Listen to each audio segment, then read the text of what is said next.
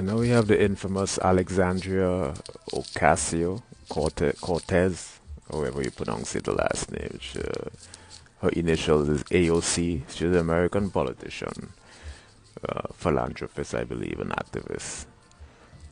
She served in the U.S. representative of New York's, I believe, in the 14 to 15 congressional district. I can't remember what year.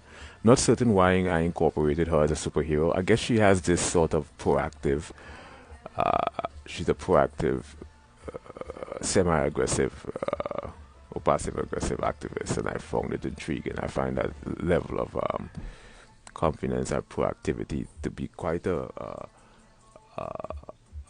correlative characteristics of superhero confidence. Come on, man, put your thoughts together. So yeah, here she is.